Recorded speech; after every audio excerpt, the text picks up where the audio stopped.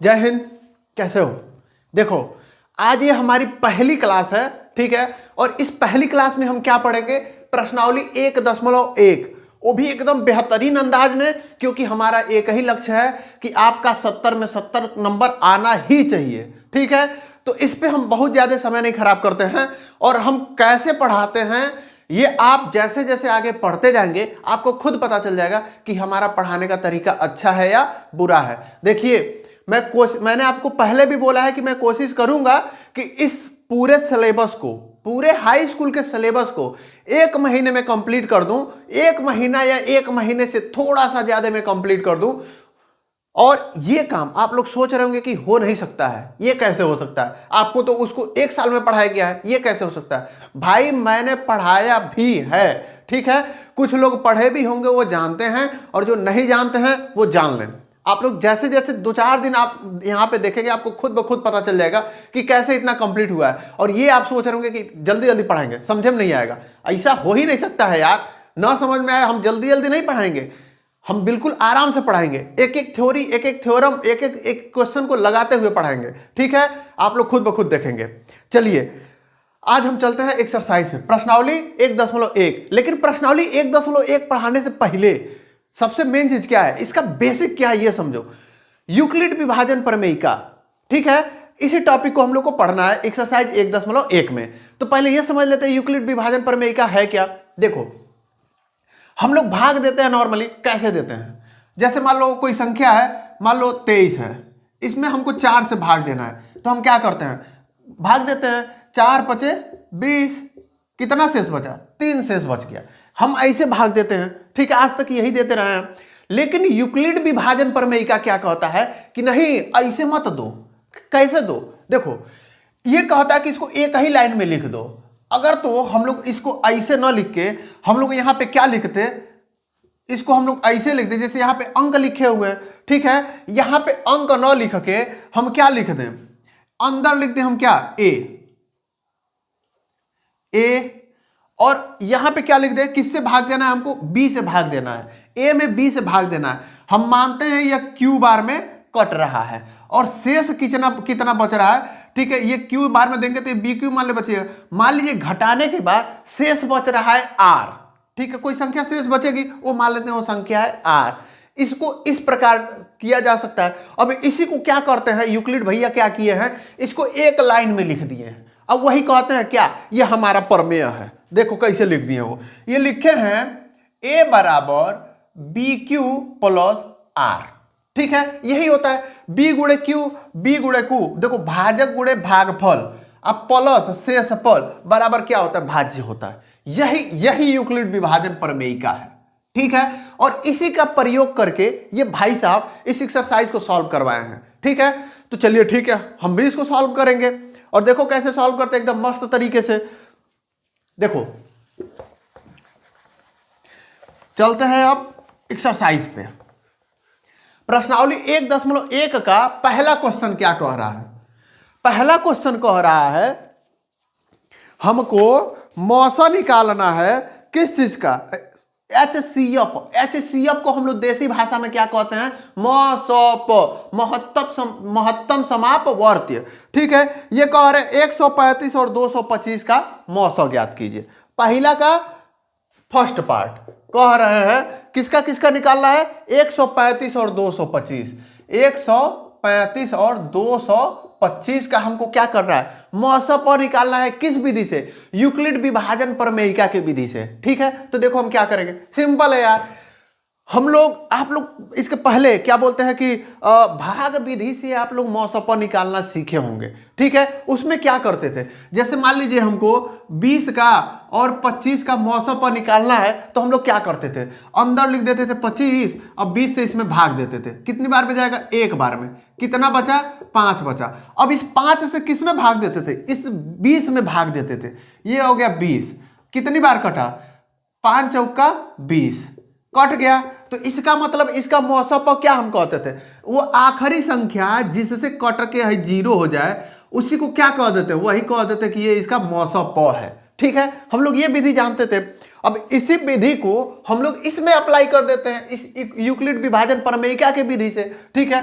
Same चीज को ही वही क्या हो जाएगा, हमारे यूक्लिड विभाजन पर में कैसे इसको सॉल्व करना हो जाएगा। अब करेंगे कैसे ये हम बताते हैं। देखो कह रहा है 135 और 225 है। ए क्या होता था, ए होता था जिसमें हम भाग देते थे, ठीक है। बी क्या होता, जिससे भाग देते थे।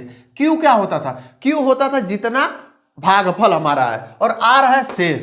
तो अभी हमें भागफल नहीं पता है, हम क्या करते हैं 225, ठीक है, इसको बराबर क्या लिख देते 135। अब एक बात बताओ 135 का कितना बार गुणा करें कि वो 225 या उससे कम रहे।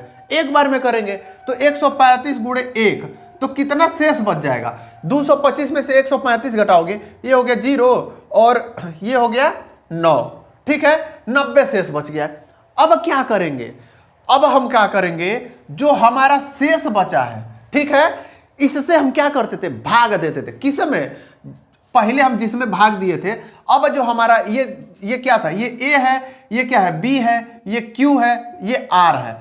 अब क्या होगा कि ये जो बी है ये नया वाला क्या हो जाएगा, ये नया वाला ए हो जाएगा, ठीक है। देखो इसको हम बी को हम बना दिए ए, तो इसको लिख दिए 135। देखो इसको चरण 1 लिख सकते हैं, चरण 1, इसको लिख देंगे चरण 2। दूसरे चरण में हम क्या कह रहे हैं, 135 को उठा के हम यहां लेते आए, जो बी था इसको हम ए में बदल दिए, 135 हो गया बराबर। बराबर में क्या किए, अब जो बी था वो बी की जगह पे क्या आ जाएगा, जो आर था वो नया बी बन जाएगा, तो 90, ठीक है। अब देखो हमको ए और बी मिल गए, मतलब किससे भाग देना है और किस में भाग देना है ये मिल गए। तो अब कितनी बार भाग जाएगा, बी तो भाग देने के बाद में पता चलेगा। तो 90 से कितनी बार में भाग देंगे, कितनी बार भाग जाएगा 135 में, एक बार में, और कितना शेष बचेगा 45, ठीक है। अब फिर से क्या करेंगे, जब तक ये शेष 0 ना हो जाए तब तक ये प्रक्रिया दोहराते रहेंगे, ठीक है। इसमें यही करना है कि जब तक ये क्या हो जाए, एक यहां पे 0 ना आ जाए शेष पर, तब तक ये प्रक्रिया दोहराते रहेंगे। फिर से करो, देखो अब क्या करना है, इस 90 को फिर यहां लेते आओ, 90 हो गया बराबर। इसकी जगह पे क्या लाना है, 45 को इसकी जगह पे लाना है, यानी आर को बी बना देना। क्या करना है, देखो बी को ए बना देना है और आर को बी बना देना है, यही काम करना है हमको, ठीक है, जब तक ये आर 0 ना हो जाए। तो देखो 90 में किससे भाग देना है, 45 से। 45 से कितनी बार गुणा करेंगे कि 90 हो जाएगा, 2 बार गुणा करेंगे तो कितना शेष बचेगा, 45 दूनी 90 हो गया, शेष 0 बच गया, ठीक है। इसका मतलब हम ये कह सकते हैं कि इसमें हमारा फाइनल आंसर क्या हो जाएगा, ये जो आखिरी में जो आखिरी चरण है, ये चरण 3 था, ठीक है, जो आखिरी चरण में जो हमारा बी है यही हमारा क्या हो जाएगा, म स प, ठीक है, यही हमारा हो जाएगा म स प। यानी कि हम कह सकते हैं कि हमारा HCF बराबर क्या हो जाएगा, HCF बराबर क्या हो जाएगा 45, यही हमारा क्या हो जाएगा आंसर हो जाएगा, ठीक है। इसी आधार पे आपके 2 प्रश्न और हैं, बिल्कुल हूबहू यही काम करना है, तो उसको आप लोग खुद लगाइए। देखिए हम इसमें क्या करेंगे कि वो सारे सवाल जो एक दूसरे से एकदम हूबहू मिलते जुलते हैं वो हम नहीं लगाएंगे, क्योंकि ये टाइम है आपके प्रैक्टिस का और हम कर रहे हैं आपका रिवीजन, ठीक है।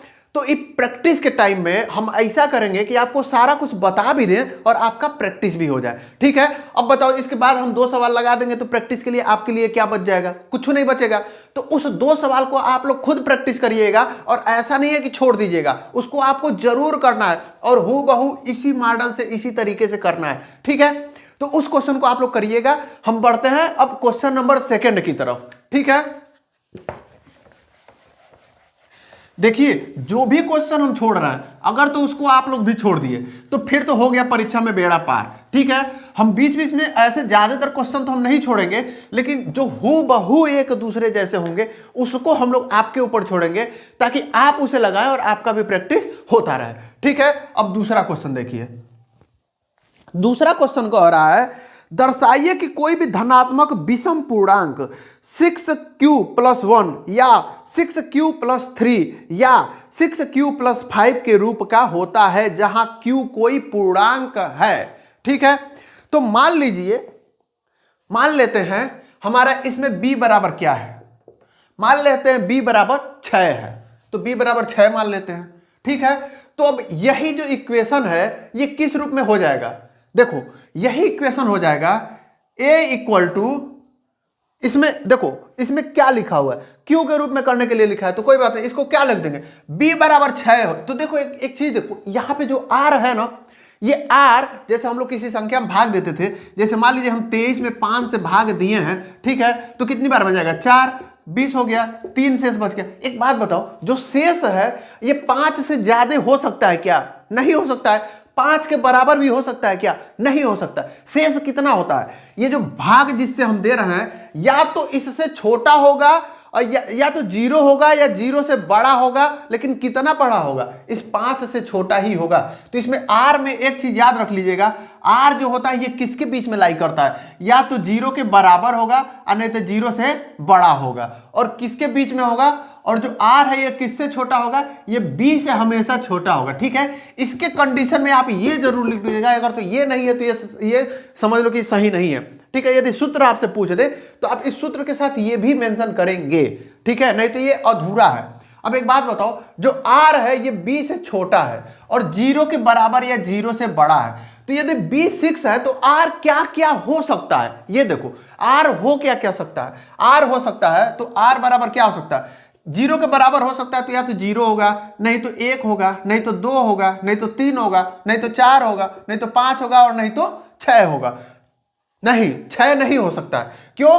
क्योंकि b से हमेशा छोटा होगा, और b यदि 6 है तो b से छोटा क्या होता है? 5 होता है। वह छोड़ नहीं हो सकता। 6 हो जाएगा तो फिर मामला गड़बड़ हो जाएगा, इस कंडीशन को फुलफिल नहीं करेगा, ठीक है। तो अब हम क्या कर सकते हैं, इसमें देखो हमारे 5 केसेस बनेंगे, ठीक है। 5 केसेस कौन कौन से बनेंगे ये देख लो। पहले बार केस 1 में हम क्या करेंगे, केस 1 में r बराबर 0 रखने पर। केस 2 में क्या करेंगे, r बराबर 1 रखने पे। केस 3 बराबर r बराबर 2 रखने पे। केस 3 में r बराबर 3, केस 4 में r बराबर 4, केस 5 में r बराबर 5, ठीक है। इतने केस कितने, 1 2 3 4 5 6 केसेस इनके बनेंगे, ठीक है। तो पहले केस में देखो क्या करना है, वेन r बराबर 0, तो यदि r बराबर 0 हो गया, b बराबर 6 हो गया, तो ये इक्वेशन किस टाइप का हो जाएगा? ये इक्वेशन हो जाएगा a इक्वल टू b कितना हो जाएगा, 6 हो जाएगा, q प्लस r हमारा कितना है, 0 है, ठीक है। तो एक तो ये हो गया। अब एक बात बताओ, इसको हम और क्या लिख सकते हैं, प्लस 0 है तो प्लस 0 है तो 0 को खत्म भी कर सकते हैं, तो a बराबर क्या हो जाएगा, 6q, यही बच जाएगा। अब एक बात बताओ, ये 6q जो है, क्या ये सम संख्या है कि विषम संख्या है? आपको पता है सम संख्याएं क्या होती हैं, वे सारी संख्याएं जो 2 से विभाजित हो जाएं, वो संख्याएं क्या कहती हैं, सम कहलाती हैं। और वो सारी संख्याएं जो 2 से विभाजित ना हो वो विषम कहलाती हैं। ये तो सबको पता है, ये तो बच्चे बच्चे को पता है। अब जो 6q है, 6q को हम लोग देखो 2 से भाग दोगे तो 2 तिहाई 6, 3q आ गया। क्या ये 2 से विभाजित हो रहा है? बिल्कुल हो रहा है। तो क्या ये सम संख्या है? हाँ, लेकिन विषम संख्या नहीं है, ठीक है। तो इस तरीके से कह सकते हैं। इसमें हमारा पूछा क्या है, विषम पूर्णांक पूछा है, तो ये क्या कह सकते हैं, ये विषम पूर्णांक नहीं है, विषम पूर्णांक नहीं है, यानी कि ये जो संख्या है ये विषम पूर्णांक नहीं है, ठीक है। अब देखो केस 2 में, देखो केस 2 पुलिस थाना वाला केस नहीं है, ये कौन सा केस है, मैथमेटिक्स का केस है, ठीक है। केस 2 में क्या हो जाएगा, केस 2 में हो जाएगा r बराबर 1 रख लेते हैं, r बराबर 0 पे हम लोग चेक कर लिए, r बराबर 1 पे चेक कर लेते हैं, तो क्या हो जाएगा, a बराबर हो जाएगा, b की जगह पे हम लोग क्या लिए हैं, 6 लिए हैं, तो b की जगह पे 6 लेंगे, 6q प्लस r की जगह पे हम लोग कितना ले लिए, 1 ले लिए। तो इसी सूत्र में a बराबर यही हो गया, b की जगह पे हम लोग माने हैं 6 तो 6 ले लिए, q ही रहेगा, r हम लोग मान लिए हैं 1 हो गया। अब एक बात बताओ, क्या इसमें इस समीकरण में हम लोग 2 से भाग दें तो क्या ये समीकरण 2 से भाग जाएगा? नहीं जाएगा। देखो अगर तो 6q है प्लस 1 है, तो पहले नंबर की बात, किसी भी संख्या में 2 से गुणा कर देते हैं तो सम संख्या हो जाती है, और किसी भी सम संख्या में यदि 1 जोड़ोगे तो विषम संख्या हो जाता है। यह चीज आपको पता होगा। अब 6q हम लोग 2 से भाग दिए हैं, तो पहले पता चल जा रहा है कि 6q 2 से कट जा रहा है, तो इसका मतलब 6q क्या है, सम संख्या है। अब सम संख्या में 1 जोड़ोगे तो विषम संख्या नहीं होगा, बिल्कुल होगा। तो इसका मतलब हम क्या कह सकते हैं कि ये क्या हो गया, ये विषम संख्या है। ये क्या है, विषम संख्या है, ठीक है। यानी कि ये संख्या क्या हो जाएगी, विषम संख्या हो जाएगी। अब देखो केस 3 में क्या करना है, केस 3 इसमें क्या होता है, r बराबर क्या रख लेंगे, r बराबर रख लेते हैं 2। तो जब r बराबर 2 रखेंगे तो क्या हो जाएगा, a बराबर क्या हो जाएगा 6q प्लस r की जगह पे 2, r की जगह पे क्या लिख देंगे 2 लिख देंगे। अब देखो इसमें हम लोग 2 कॉमन ले सकते हैं, बिल्कुल ले सकते हैं। तो 2 कॉमन लेंगे तो क्या हो जाएगा 3q प्लस 1। ठीक है, अब एक बात बताओ, क्या ये 2 से विभाजित होगा, बिल्कुल हो जाएगा। देखो 2 ब्रैकेट में 3q प्लस 1 है, डिवाइड बाय अगर तो 2 करेंगे तो 2 से 2 कट गया, क्या बच गया हमारा 3q प्लस 1। देखो पूरा पूरा विभाजित हो गया, कोई शेषफल बचा है नहीं बचा। अगर तो 2 से भाग दिया तो 2 से 2 तो पूरा पूरा कट गया है। इसका मतलब क्या कह सकते हैं, ये संख्या क्या है, विषम संख्या नहीं है। ठीक है, ये संख्या क्या है, विषम संख्या नहीं है। केस 4 देखिए, हम इसको मिटा दे रहे हैं।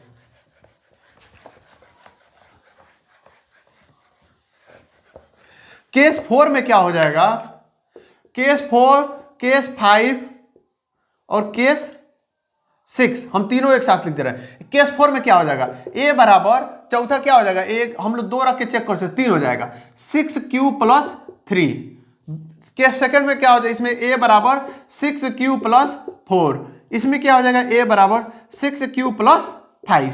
देखो चूंकि ये सम संख्या है, सम संख्या में विषम संख्या जोड़ा जा रहा है, तो क्या ये सम संख्या होगा, नहीं होगा। ये पूरी संख्या क्या हो जाएगी, विषम संख्या होगी। ये 2 से भाग जाएगी, बिल्कुल नहीं जाएगी। इसका मतलब क्या हो गया, ये विषम संख्या हो गया। अब इसके बाद से क्या कर देंगे, ये देखो ये सम संख्या में सम संख्या ही जोड़ा जा रहा है, तो क्या ये सम संख्या होगा, होगा।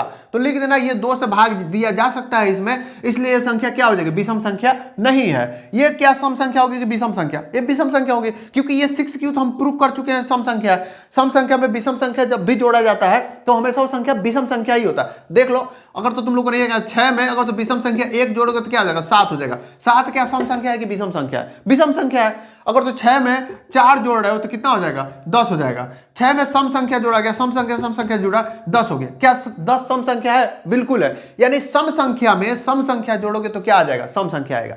सम संख्या में विषम संख्या जोड़ोगे तो क्या आंसर आएगा, विषम संख्या आएगा। ठीक है, यही आपका क्वेश्चन नंबर 2 था। अब चलिए क्वेश्चन नंबर अगला में बढ़ते हैं, क्वेश्चन नंबर 3 पे।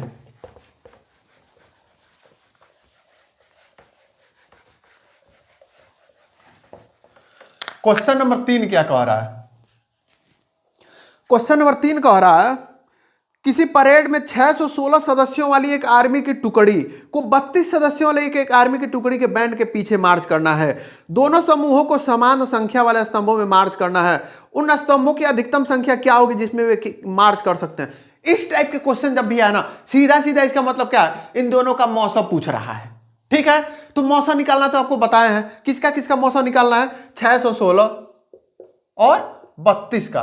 तो इसमें देखो इसको किस विधि से निकालना है, यूक्लिड विभाजन प्रमेयिका विधि से निकालना है। ठीक है, अगर तो पेपर में दे यूक्लिड विभाजन प्रमेयिका से निकालना तब तो आप लोग इसी विधि से निकालिएगा। अगर तो पेपर में न देना तो मत निकालना।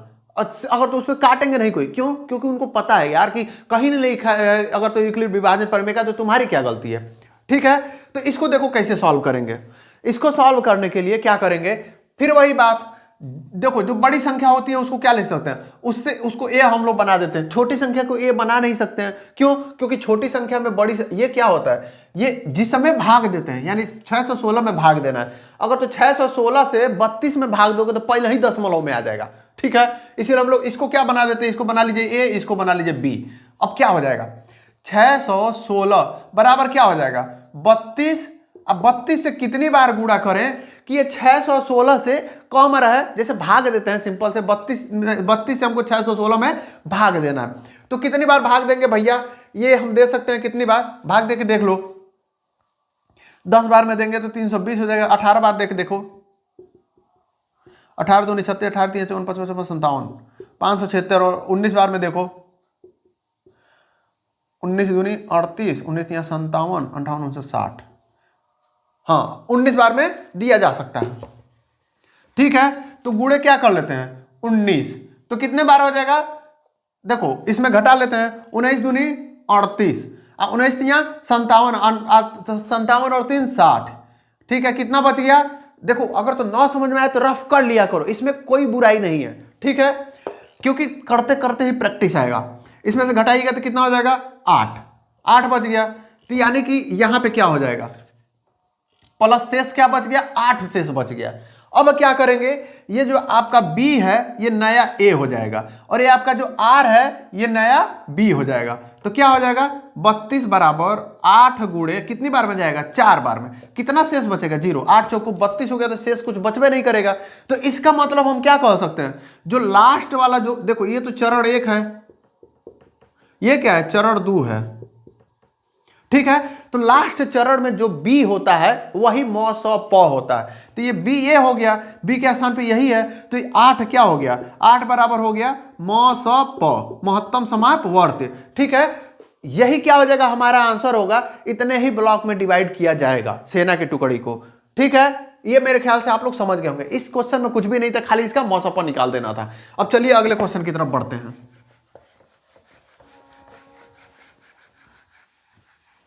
चौथा क्वेश्चन देखो, चौथा क्वेश्चन क्या कह रहा है, यूक्लिड विभाजन प्रमेयिका का प्रयोग करके दर्शाइए कि किसी धनात्मक पूर्णांक का वर्ग किसी पूर्णांक यम के लिए 3m या 3m+1 के रूप में होता है, ठीक है। कोई बात है, कह रहे हैं कि कोई भी धनात्मक पूर्णांक है उसका जो अगर तो पूर्ण वर्ग करेंगे तो किस टाइप का होगा, वो या तो 3m होगा या 3m+1 प्रकार का होगा, इसके बाद का कुछ नहीं हो सकता। हम करके देखते हैं भैया होता है कि नहीं होता है, ये तो हम डिसाइड करेंगे करके, ठीक है। देखो मान लेते हैं b बराबर क्या 3, माना b बराबर क्या हो जाएगा 3 हो जाएगा, ठीक है। अगर तो b बराबर 3 हो गया तो r बराबर क्या होगा, देखो अगर तो b बराबर 3 हो गया तो r बराबर क्या होगा, r जो होगा b से छोटा होगा और 0 के बराबर और 0 से बड़ा होगा। यानी कि जब भी b बराबर कोई चीज मानिए ना तो r बराबर कैसे लिखिए, तो r बराबर हो जाएगा 0 से शुरू कीजिए, 0 1 2, 3 से पहले जो भी संख्या आएगी उसको हम लोग लिख देते हैं, b से पहले जो भी संख्या आती है उसको हम लोग वहां तक लिख देते हैं। अब क्या इसमें 3 केस बनेंगे, एक बार r बराबर 0, r बराबर 1, r बराबर 2, ठीक है। अब क्या करते हैं, पहला केस लेते हैं केस 1, केस 1 r बराबर 0, r बराबर 0 लेंगे तो क्या हो जाएगा a बराबर हो जाएगा BQ+0। अब BQ+0 को हम लोग क्या सकते हैं, a बराबर BQ लिख सकते हैं। अब क्या करो दोनों तरफ वर्ग कर दो, a स्क्वायर इधर भी हो गया, ये BQ का स्क्वायर हो गया, ठीक है। ये a स्क्वायर बराबर क्या हो जाएगा, अब ये हो जाएगा b स्क्वायर Q स्क्वायर, ठीक है। और हमको किस रूप में प्रूव करना है, हमको प्रूव करना है 3m और 3m+1 के रूप में, ठीक है।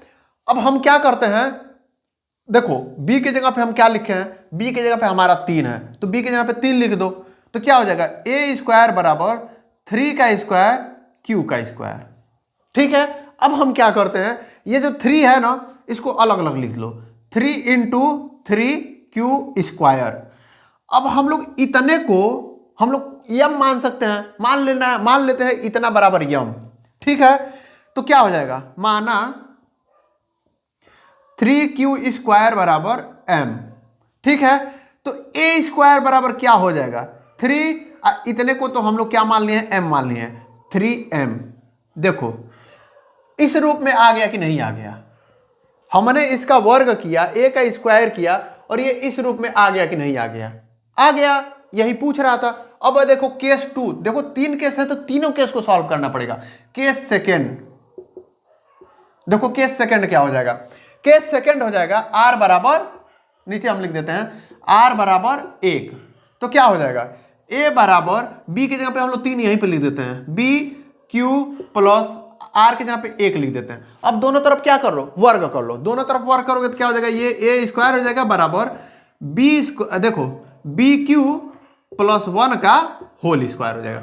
स्क्वायर करेंगे तो इधर भी पूरे का स्क्वायर, इधर भी पूरे का स्क्वायर, तो इसका आंसर क्या हो जाएगा, देखो इसको फैला दो, क्या हो जाएगा b square q square plus 2BQ+1, यही हो जाएगा। अब हम क्या करते हैं, b की जगह पे हम लोग क्या रख देते हैं 3 रख लेते हैं, ठीक है। तो क्या हो जाएगा 3 × 3q स्क्वायर प्लस 2 × 3q+1, अब इन दोनों में देखो 3 कॉमन हो जाएगा कि नहीं हो जाएगा? बिल्कुल हो जाएगा। इन दोनों से 3 कॉमन ले लो, बराबर क्या हो जाएगा? 3 कॉमन लोगे तो क्या हो जाएगा? 3q स्क्वायर प्लस यहां पे क्या हो जाएगा? 2q, क्योंकि हमने 3 तो बाहर ले लिया है।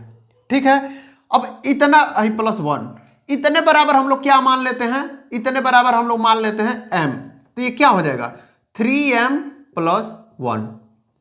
देखो क्या ये इस रूप में आ गया कि नहीं आ गया? आ गया।